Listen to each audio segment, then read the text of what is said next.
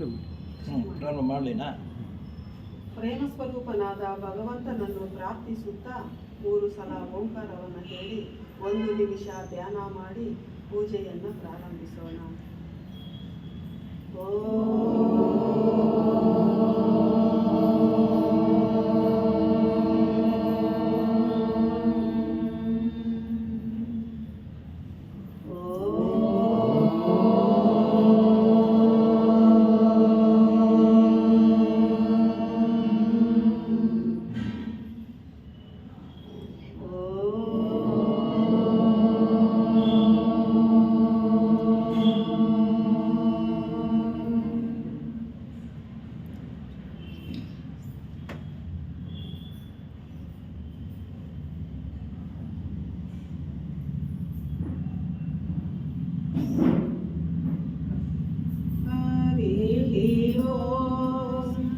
अपवित्र पवित्रो वा सर्वावस्थांगतोऽपि वा यस्मरेत् पुण्डरीकाक्षं स बाह्याभ्यन्तरशुचिः यत्रात्र पापमकाशं मनसा वाचा हस्ताभ्यां पद्यामुदरेण शिष्णा रात्रिस्तदबलं पतो यत्किञ्च दुरितं महि इदमहं मावामृतयोनो सूर्ये ज्योतिषि जुहोमि स्वाहा.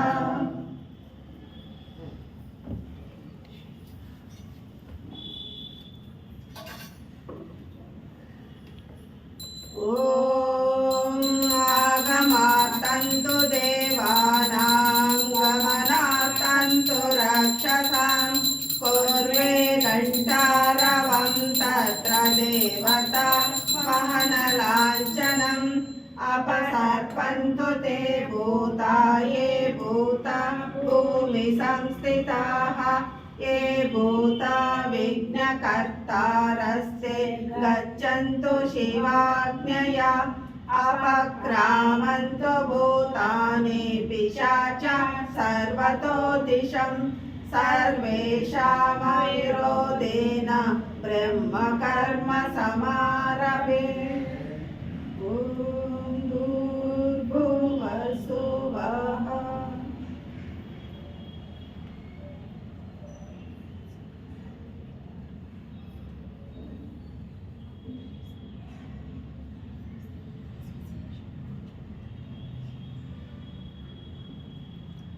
ॐ येन देवा पवित्रेण आत्मानं पुनते सदा तेन सहस्रधारेण पावमान्यं पुनन्तु मा. प्राजापत्यं पवित्रं शतोद्यामं हिरण्मयं तेन ब्रह्मविदो वयं भूतं ब्रह्म पुनीमहे. इन्द्रस्सुनीति सहमा पुनातु सोमस्वस्य वरुणसमिच्छा यमो राजा प्रमृणापि पुनातु जातवेदमोजुयद्या पुनातु. ॐ भुवः ॐ सुवः ॐ महः ॐ जनः ॐ तपः ॐ सत्यं ॐ तत्सवितुर्वरेण्यं भर्गो देवस्य धीमहि धियो यो नः प्रचोदयात्. ॐ ज्योतिरसो अमृतं ब्रह्म भूर्भुवस्सुवरो.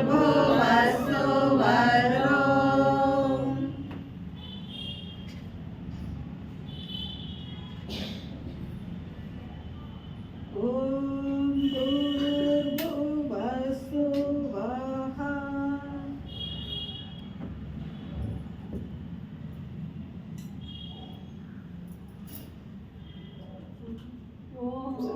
ಬರ್ತಾ ಇದೆಯಾ?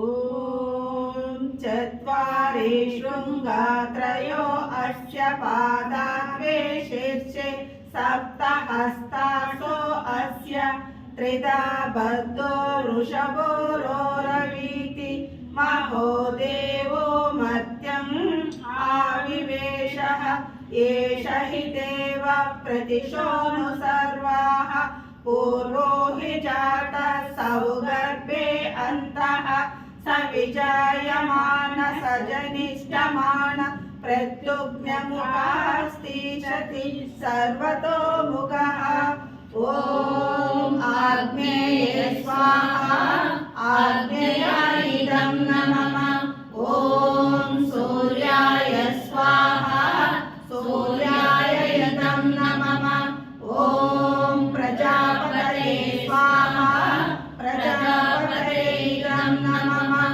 ॐ आग्नेयाय स्वधाराय अस्मान् विश्वानि देव वयुनानि विद्वान् युयोध्यस्मज्जुहुराणमेनो भूयिष्ठां ते नम उक्तिं विधेम मित्रस्य च शनीकृतं च वो देवस्य सानसिं सत्यं चित्रश्रवस्तमं मित्रो जनान् यातयति प्रजानां मित्रो दातार पृथिवीमुदद्यं मित्रकृषीरनिमिषाभिचस्ते सत्याय हव्यं कृतमर्दितेम प्रसमित्रमर्तो अस्तु प्रयस्वान् यस्य आदित्य शिक्षति व्रतेन नान्यते न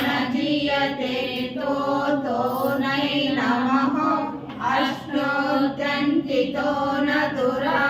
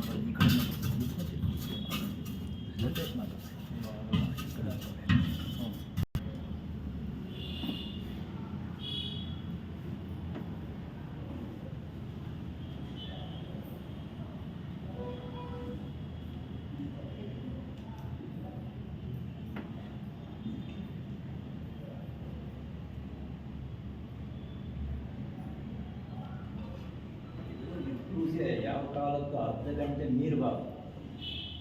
ಆ ವ್ಯವಸ್ಥೆ ನಾವು ಸರ್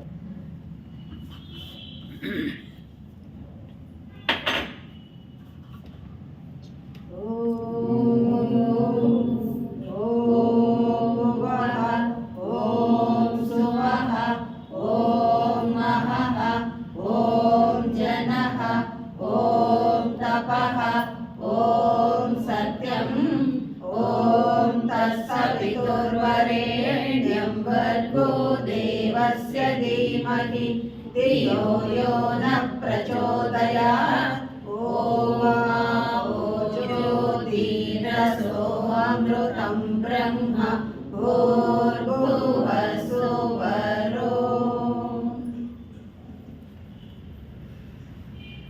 ॐ दधिक्राणो अकारिषं जिष्णोरस्वस्य वाजिनः सुरविनो मुखाकरत् प्रणआयुषितारिषत् ॐ आपो इष्टावयो भुवस्तानवोते ददातन महेरणाय चक्षसे यो शिवतमो रसस्य वाजयते नः उषतीरवमातरः तस्मारं गमान्यवो यस्य क्षयाय जिन्वत आपो जनयदाचनः ॐ आपो वा इदं सर्वं विश्वभूतान्यापः प्राणाव आपः पशवापो नमापो अमृतमापस्वराडापो विराडापस्वराडा प्रच्छन्दस्यापो ज्योतिषापो यजुषापः सत्यमापः सर्वा देवता आपो भूर्भुवस्सुवरापः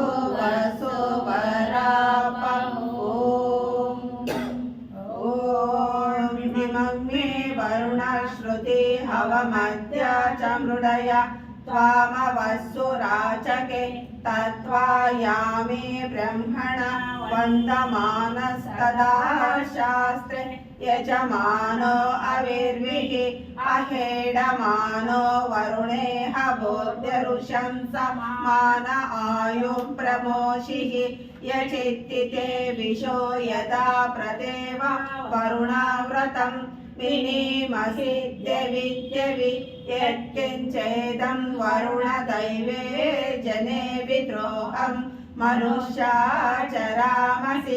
अचित्य तव धर्मायुयोऽपि मानस्तस्मादेन सो देव रिरीशः हितवासो यद्रिरिपूर्णदिवि यद्वागा सत्यमुदयन्न विद्मा सर्वाताविश्य सिधिरेवा देवाता ते स्याम वरुण प्रियासः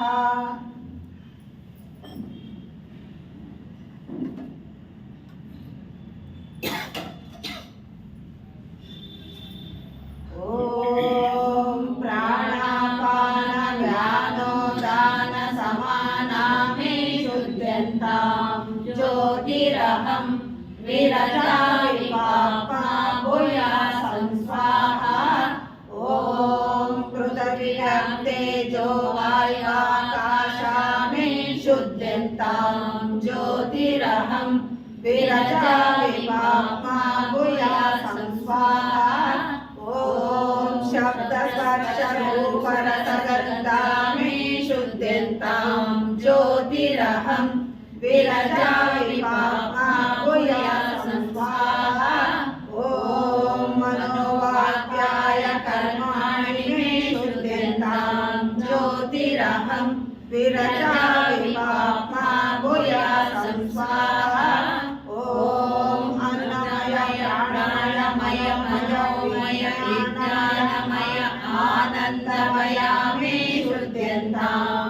ज्योतिरहं विरजा विपापा भूयासं स्वाहा ॐ अन्तरात्मा मे शुद्ध्यन्तां ज्योतिरहं विरजा विपापा भूयासं स्वाहा ॐ अन्तरात्मा मे शुद्ध्यन्तां ज्योतिरहं विरजा विपापा भूयासं स्वाहा ॐ परमात्मा मे शुद्ध्यन्तां ज्योतिरहं विरजा विपापा भूयासं स्वाहा ॐ भुवः ॐ सुवः ॐ महः ॐ जनः ॐ तपः ॐ सत्यम् ॐ तत्सवितुर्वरेण्यं भर्गो देवस्य धीमहि धियो यो न प्रचोदयात् ॐ आपो ज्योतिरसो अमृतं ब्रह्म भूर्भुवस्सुवरो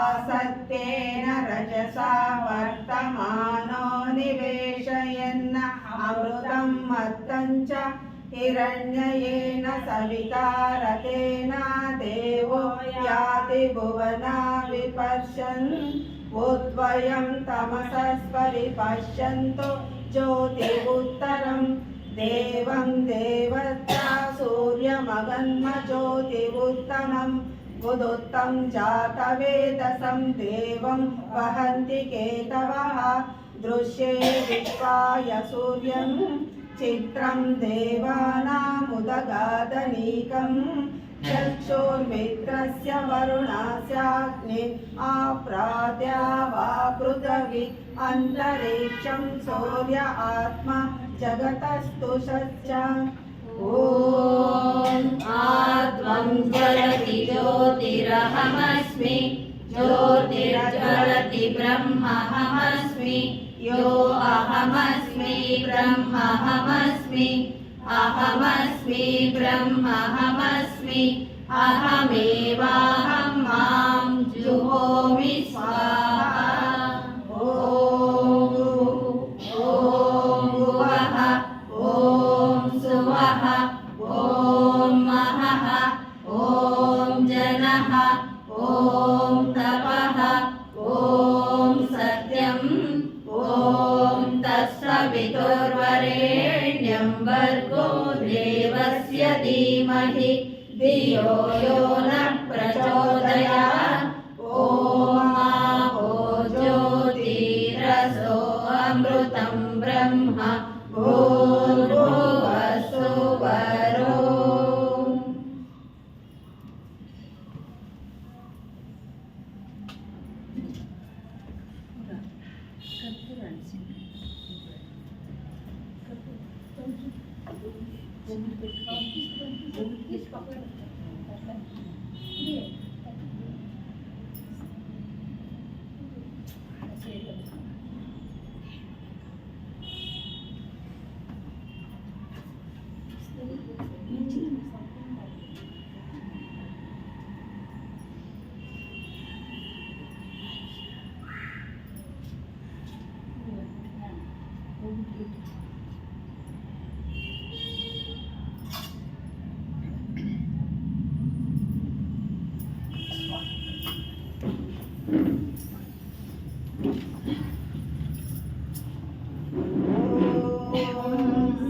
सहस्रशीर्षा पुरुषः सहस्राक्षः सहस्रपात् स भूमिं विश्वतो मृत्वा अस्यधिष्ठदशाङ्गुलं पुरुष एवेदं सर्वं यद्भूतं यच्च भव्यम् उदामृतत्वशेषानः यदन्येनातिरोहति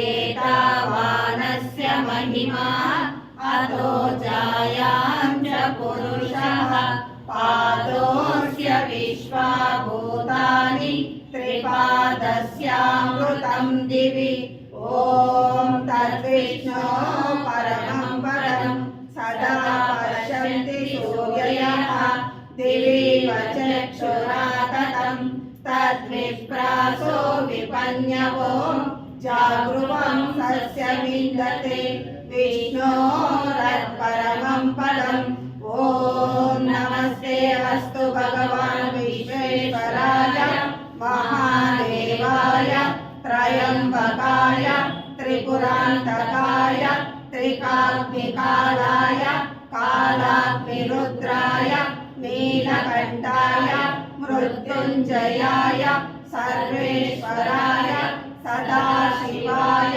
श्रीमन्महादेवाय नमः।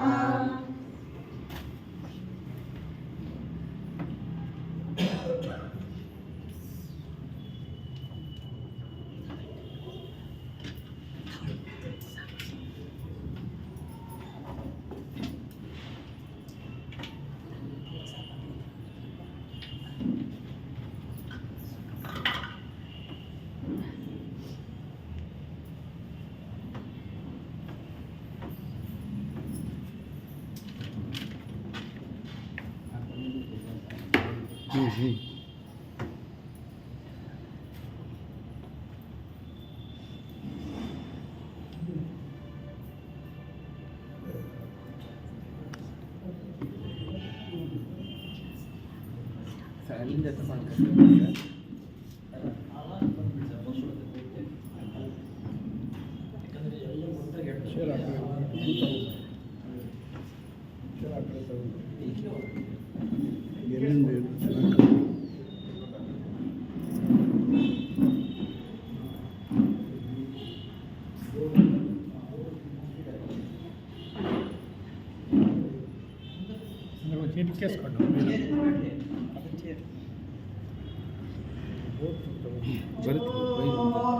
सहस्रशीर्षं देवं विश्वाक्षं विश्वशम्भुवं विश्वं नारायणं देवमक्षरं परमं पदं विश्वतः परमं नित्यं विश्वं नारायणं हरिं विश्वमेवेदं पुरुषस्सतिष्ठमुपजीवति पतिं विश्वास्यात्मेश्वरं शाश्वतं शिवमच्युतं नारायणं महाज्ञेयं विश्वात्मानं परायणं नारायणं परब्रह्म तत्त्वं नारायण परः नारायण परो ज्योतिरात्मा नारायण परः नारायण परो ध्यानं नारायण परः यच्च किञ्चित् जगत् सर्वं दृश्यते श्रूयतेऽपि वा अन्तर्बहिश्च तत्सर्वं व्याप्तनारायणस्थितः अनन्तमव्ययं कविं समुद्रेतं विश्वशम्भुवं स ब्रह्मा स शिवा स हरिः परमस्वराट् ॐ तद्ब्रह्मा ॐ तद्वायु ॐ तदात्मा ॐ तत्सत्यं ॐ तत्सर्वं ॐ तत्पुरो नमः अन्तश्चरति भूतेषु गुहायां विश्वमूर्तिषु त्वं यज्ञस्त्वं वषट्कारस्त्वं इन्द्रस्त्वं रुद्रस्त्वं विष्णुस्त्वं ब्रह्मा त्वं प्रजापतिः त्वं तदाप आपो ज्योतिरसो अमृतं ब्रह्म भूर्भुवस्सुवरोऽमृतं सत्यं परब्रह्मा पुरुषं कृष्णपिङ्गळम् ऊर्ध्वरेतं विरूपाक्षं विश्वरूपाय वै नमः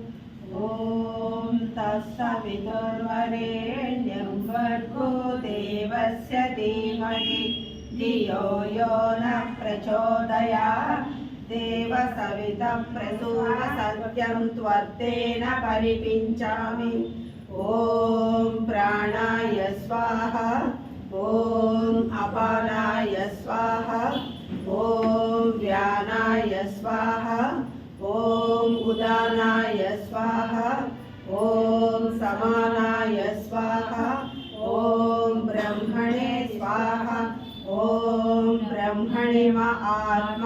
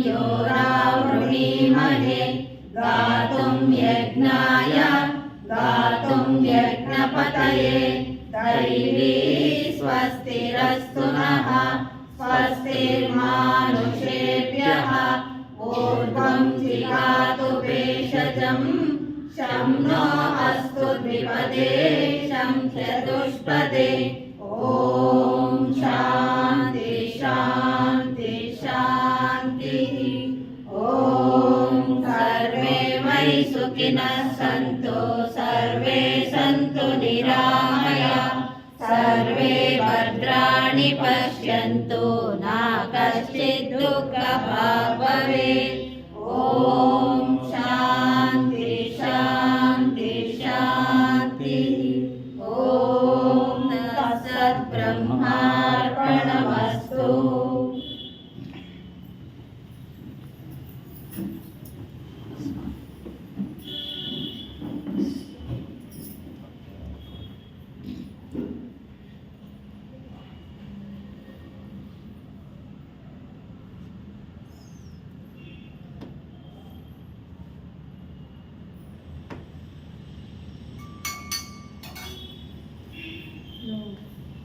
ಧನೆ ಸಲಹು ತಂದೆ ಸರ್ವಶಕ್ತನೆ ದೇವನೇ ಬಾಗಿ ನಮಿಸುತ್ತ ತ್ಯಾಗ ಮಾಡುವೆವು ಬೇಗ ಕರುಣಿಸು ಜ್ಞಾನವ ಕೀಳು ಬಯಕೆಗಳೊಳಗೆ ಬಳಲುವ ಮನವು ನಿರ್ಮಲವಾಗಲಿ ಸತ್ಯ ಮಾರ್ಗದಿ ನಿತ್ಯ ನಡೆಯುವ ಧರ್ಮ ಬುದ್ಧಿಯು ಬೆಳಗಲಿ ದ್ವೇಷ ಮತ್ಸರ ದೂರವಾಗಲಿ ಮೋಸ ವಂಚನೆ ನಶಿಸಲಿ ನೀತಿ ಸಮತೆಯು ನೆಲೆಸಿ ಲೋಕಲಿ ಪ್ರೀತಿ ಭಾವನೆ ಬೆಳಗಲಿ ಎಲ್ಲ ಜನಗಳ ಹೃದಯದೊಳಗಡೆ ತಿಳಿವಿನ ಸೊಡರುರಿಯಲಿ ಖಗಮೃಗಾದಿಗೆ ಸೊಗವು ಲಭಿಸಲಿ ಜಗಕ್ಕೆ ಮಂಗಳವಾಗಲಿ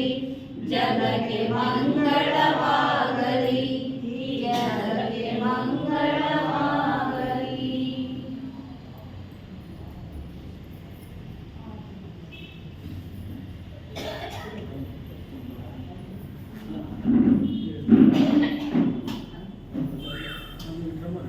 ನಿಮಗೆ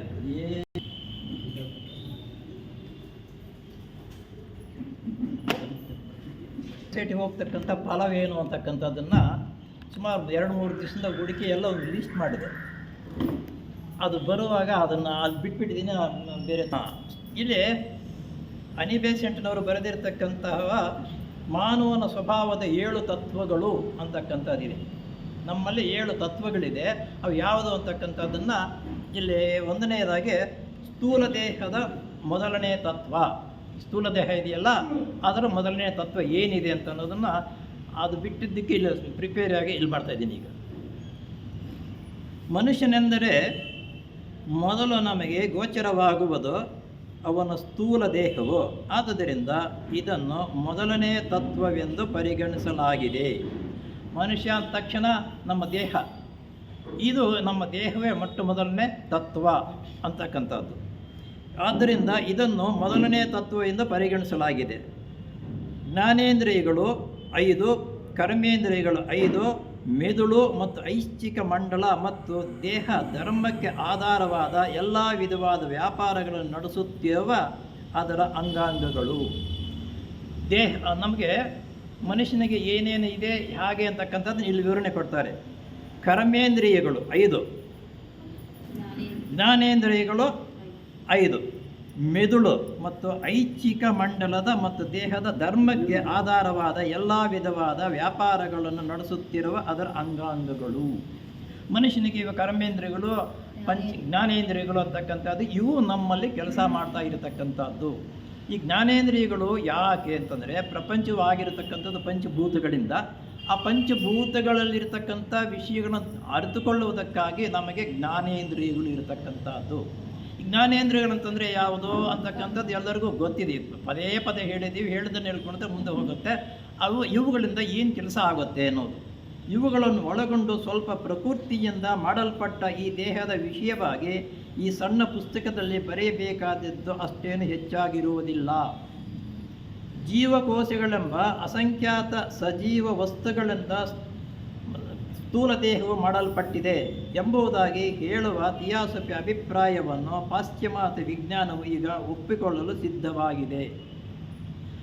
ನಮ್ಮ ಶರೀರಗಳು ಹಾಗೆಯೇ ಪಶುಗಳು, ದೇಹಗಳು, ಸಸ್ಯ, ಕಲ್ಲು ಇವೆಲ್ಲ ಮೊದಲಾದವುಗಳೆಲ್ಲವೂ ಅಣುರೂಪದಲ್ಲಿರುವ ಜೀವಜಂತುಗಳಿಂದ ರಚಿಸಲ್ಪಟ್ಟಿದೆ. ಇಲ್ಲಿ ಬರೀ ನಾವೇ ಅಷ್ಟೇ ಅಲ್ಲ, ಮನುಷ್ಯರಾಗಿರ್ತಕ್ಕಂಥವರಲ್ಲ. ಇಲ್ಲೇನೇನು ಬರುತ್ತಪ್ಪ ಅಂತಂದರೆ ನಮ್ಮ ಶರೀರಗಳು ಹಾಗೆಯೇ ಪಶುಗಳ ದೇಹಗಳು, ಸಸ್ಯಗಳು, ಕಲ್ಲುಗಳು ಇವು ಮೊದಲಾದ ಎಲ್ಲವೂ ಅಣುರೂಪದಲ್ಲಿರುವ ಜೀವಜಂತುಗಳು. ಇಲ್ಲಿ ಒಂದು ಹೇಳ್ತಾರೆ, ಬರೀ ನಮ್ಮವೇ ಅಲ್ಲ, ಮನುಷ್ಯನ ಇದನ್ನು ನೋಟ್ಸ್ ಮಾಡಿದೆ ನಾನು, ಭಾಳ ಕಷ್ಟ ಇದನ್ನು ಮಾಡಿಕೊಂಡು. ಇಲ್ಲ, ಈ ಪುಸ್ತಕನೇ ಫ್ರೆಂಡ್ ಪುಸ್ತಕ. ನಾವು ಒಂದು ಮರ, ಹುತ್ತ, ಹಾವು, ಆಮೇಲೆ ಅದು ಇರ್ತಕ್ಕಂಥ ಜನರದ್ದು, ಹಸುಗಳದ್ದು, ಇವೆಲ್ಲ ತಯಾರಾಗಿರ್ತಕ್ಕಂಥದ್ದು ಅಣುಗಳಿದೆಯಲ್ಲ, ಅವು ಎಲ್ಲವೂ ಒಂದೇ ರೀತಿಯಲ್ಲಿ ಅಣುಗಳು ತಯಾರಾಗಿರ್ತಕ್ಕಂಥದ್ದು. ಅದಕ್ಕೂ ಇದಕ್ಕೂ ಏನು ವ್ಯತ್ಯಾಸವಿಲ್ಲ ಅಂತ ಅನ್ನೋದು. ಎಲ್ಲವೂ ಆ ಪ್ರಕೃತಿಯಲ್ಲಿ ಇರ್ತಕ್ಕಂಥದ್ದು ಆಗಿರ್ತಕ್ಕಂಥದ್ದು ಭಗವಂತನ ಸಂಕೇತವಾಗಿರ್ತಕ್ಕಂಥ ಈ ಅಣುಗಳಿಂದಲೇ ತಯಾರಾಗಿರ್ತಕ್ಕಂಥದ್ದು.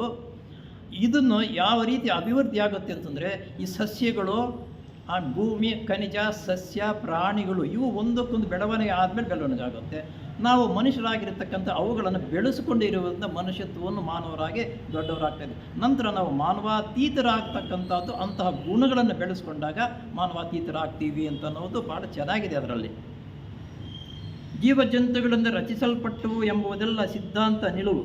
ವಿಜ್ಞಾನವು ಇದನ್ನು ಒಪ್ಪಿಕೊಳ್ಳುವಷ್ಟು ಮುಂದೆ ಬಂದಿದೆ ಎಂದು ಬ್ಲಾವಟ್ಸ್ಕಿ ಅವರು ಹೇಳುತ್ತಾರೆ. ಇವೆಲ್ಲ ಹಿಂದಕ್ಕೆ ವಿಜ್ಞಾನ ಒಪ್ತಾ ಇರಲಿಲ್ಲ, ಇವಾಗ ವಿಜ್ಞಾನವು ಸಮೇತ ಒಪ್ಕೊಳ್ತಾ ಇದೆ. ಅವರು ಮುಂದುವರೆದು, ಈ ಕ್ರಿಮಿಗಳಲ್ಲಿ ಕೆಲವನ್ನು ಸೂಕ್ಷ್ಮದರ್ಶಕ ಯಂತ್ರವೂ ಕೂಡ ಪತ್ತೆ ಹಚ್ಚಲಾರದು. ಅವು ಅಷ್ಟು ಸೂಕ್ಷ್ಮವಾದ ರೂಪಗಳಲ್ಲಿ ವಾಸಿಸುತ್ತವೆ. ಸರ್ವಜೀವಿಗಳ ಸ್ವರೂಪಗಳ ಭೌತಿಕ ಮತ್ತು ರಾಸಾಯನಿಕ ಸಾಮಗ್ರಿಗಳೆಲ್ಲವೂ ಒಂದೇ ವಿಧವಾದವು. ಇಲ್ಲಿ ಎಲ್ಲ ಭೂತಗಳಲ್ಲಿ, ಪ್ರಾಣಿಗಳಲ್ಲಿ, ಸಸ್ಯಗಳಲ್ಲಿ, ಮನುಷ್ಯರಲ್ಲಿ ಇರ್ತಕ್ಕಂಥದ್ದು ಎಲ್ಲವೂ ರಸಾಯನ ಒಂದರಿಂದನೇ ತಯಾರಾಗಿರ್ತಕ್ಕಂಥದ್ದು ಅಂತನ್ನೋದು ವಿಜ್ಞಾನವು ಸಮೇತ ಈಗ ಒಪ್ಪಿಕೊಂಡಿದೆ. ಮನುಷ್ಯನ ದೇಹದ ಸಾಮಗ್ರಿಗಳು ಒಂದು ಎತ್ತಿನ ದೇಹವು ಯಾವ ಪ್ರಕೃತಿಯಿಂದ ರಚಿಸಲ್ಪಟ್ಟಿದೆಯೋ ಅದಕ್ಕೂ ಯಾವ ವ್ಯತ್ಯಾಸವೂ ಇಲ್ಲವೆಂದು ರಸಾಯನಶಾಸ್ತ್ರವು ಒತ್ತಿ ಹೇಳುತ್ತದೆ. ಎತ್ತು ಎಮ್ಮೆಗಳಿದೆಯಲ್ಲ, ಅದರಲ್ಲಿರ್ತಕ್ಕಂಥ ರಸಾಯನವು ನಮ್ಮಲ್ಲಿರ್ತಕ್ಕಂಥದ್ದು ಎಲ್ಲವೂ ಒಂದೇ, ಅದು ಬೇರೆ ಇದು ಬೇರೆ ಅಲ್ಲ ಅನ್ನೋದು. ಆದರೆ ಗುಪ್ತವಿದ್ಯೆಯು ಇನ್ನೂ ಮುಂದಕ್ಕೆ ಹೋಗಿ ಹೇಳುವುದೇನೆಂದರೆ, ರಾಸಾಯನಿಕ ಸಂಯೋಜಿತ ವಸ್ತುಗಳು ಒಂದೇ ಆಗಿರುತ್ತವೆ. ಒಂದೇ ವಿಧವಾದ ಅತ್ಯಂತ ಸೂಕ್ಷ್ಮ ಜೀವಜಂತುಗಳಲ್ಲೇ ಪರಸ್ಪರ ರೂಪದ ಬಂಡೆಯು, ಒಂದು ಸುಂದರವಾದ ಅಡವಿ ಹೂವಿಯು, ಮನುಷ್ಯನ ಇರುವೆ, ಆನೆ, ಅದಕ್ಕೆ ನೆರಳನ್ನು ನೀಡುವ ಮರವು ಎಲ್ಲವೂ ಸಹ ಮಾಡಲ್ಪಟ್ಟಿದೆ. ಇವೆಲ್ಲವೂ ಒಂದೇ ಭೂತ, ಒಂದೇ ಇದರಿಂದ ಬಂದಿರತಕ್ಕಂಥದ್ದು. ಯಾವಪ್ಪ ಅಂದರೆ, ಒಂದು ವಿಧವಾದ ಅತ್ಯಂತ ಸೂಕ್ಷ್ಮ ಜೀವಜಂತುಗಳೆಂದರೆ ಪರಸ್ಪರ ರೂಪದ ಬಂಡೆಯು, ಒಂದು ಸುಂದರವಾದ ಅಡವಿ ಹೂವು, ಮನುಷ್ಯ, ಇರುವೆ, ಆನೆ, ಅದಕ್ಕೆ ನೆರಳನ್ನು ನೀಡುವ ಮರವು ಎಲ್ಲವೂ ಸಹ ಮಾಡಲ್ಪಟ್ಟಿವೆ. ಸಾಯುವ ಅಥವಾ ನಿರವಂಶವೆಂದು ನಿರುಪಾಧಿಕವಾಗಿರತಕ್ಕಂತಹ ಪ್ರತಿಯೊಂದು ಕಣವು ಕೂಡ ಸಜೀವ ವಸ್ತುವೆ. ವಿಶ್ವದಲ್ಲಿರುವ ಸಮಸ್ತವು ಪ್ರತಿಯೊಂದು ಅಣು ಮೊದಲುಗೊಂಡು ಅಣುಗಳ ಸಮುದಾಯವೆಲ್ಲವೂ ಅವುಗಳ ರಚಿಸಿರುವ ರೂಪಗಳಿಗೆ ಜೀವ ಕೊಟ್ಟು ಬದುಕಿರಬಹುದು ಅಥವಾ ಅವುಗಳನ್ನು ನಾಶ ಮಾಡಬಹುದು. ಈ ಎರಡು ವಿಧವಾದ ಪ್ರಕ್ರಿಯೆಯು ಈ ಸೂಕ್ಷ್ಮ ಜೀವಜಂತುಗಳಿಗೆ ಸೇರಿದ್ದು. ಈ ಸೂಕ್ಷ್ಮ ಜೀವಜಂತುಗಳು ಭೌತಿಕ ದೇಹಗಳನ್ನು, ಅದರ ಜೀವಕೋಶಗಳನ್ನು ರಚನಾತ್ಮಕ ಪ್ರಾಣಿ ಶಕ್ತಿಯಿಂದ ಪ್ರೇರೇಪಿಸಲ್ಪಟ್ಟಿರುತ್ತವೆ. ಮೂರನೇ ತತ್ವವಾದ ಪ್ರಾಣಶಕ್ತಿಯನ್ನು ಕುರಿತು ಪ್ರಸ್ತಾಪಿಸುವ ಸಂದರ್ಭದಲ್ಲಿ ಈ ವಿಷಯ ಭಾಗವನ್ನು ವಿವರಿಸಿ ಬರೆಯಲಾಗಿದೆ. ಪ್ರಾಣಶಕ್ತಿಯ ವ್ಯಾಪಾರವು ನಿಂತು ಹೋದಾಗ ಸೂಕ್ಷ್ಮ ಜೀವಜಂತುಗಳು ನಾವು ಹಿಂದೆ ಕಟ್ಟಿದ ರೂಪಗಳನ್ನೇ ಶಿಥಿಲವಾಗಿ ನಾಶವಾಗುವಂತೆ ಮಾಡುತ್ತವೆ. ಇಲ್ಲಿ ಪ್ರಾಣ ಅಂತಕ್ಕಂಥದ್ದು ಪ್ರತಿಯೊಂದಕ್ಕೂ ಇದೆ. ಅದು ಸೂಕ್ಷ್ಮವಾಗಿ ಬೆಳವಣಿಗೆ ಆಗುವುದು ಒಂದೊಂದು ಹಂತದಲ್ಲಿ ಅವು ಹಂತವಾಗಿ ಬೆಳವಣಿಗೆ ಆಗಿರುತ್ತದೆ. ಇದು ವಿಕಾಸವಾಗದಾಗ ಆದರೆ ಈ ಶಿಥಿಲವಾದಾಗ ಅವು ಪೂರ್ಣವಾಗಿ ಎಲ್ಲೂ ನಾಶವಾಗಲ್ಲ, ಪ್ರಕೃತಿಯಲ್ಲಿ ಯಾವ್ಯಾವದಿಂದ ಬಂದಿರುತ್ತೋ ಅದಕ್ಕೆ ಲೀನವಾಗುತ್ತದೆ ಅಂತನ್ನೋದನ್ನು ಇಲ್ಲಿ ಸ್ಪಷ್ಟವಾಗಿ ಹೇಳ್ತಾರೆ. ಈ ಜೀವಕೋಶಗಳು ಮತ್ತು ಅಣು ಸಮುದಾಯಗಳ ಪ್ರಜ್ಞೆಯು ಕೇವಲ ಭೌತಿಕವಾದದ್ದು. ಜೀವಕೋಶಗಳು ರಕ್ತದಿಂದ ನಮಗೆ ಅವಶ್ಯಕವಾದ ಸಾಮಗ್ರಿಗಳನ್ನು ತೆಗೆದುಕೊಳ್ಳುವುದು, ತಮಗೆ ಬೇಡವಾದದ್ದನ್ನು ಬಿಸಾಡುವುದು. ಈ ಸ್ಥೂಲ ಪ್ರಜ್ಞೆಯು ಹೇಗೆ ಕೆಲಸ ಮಾಡುತ್ತದೆ ಎಂಬುದೇ ನಿದರ್ಶನ.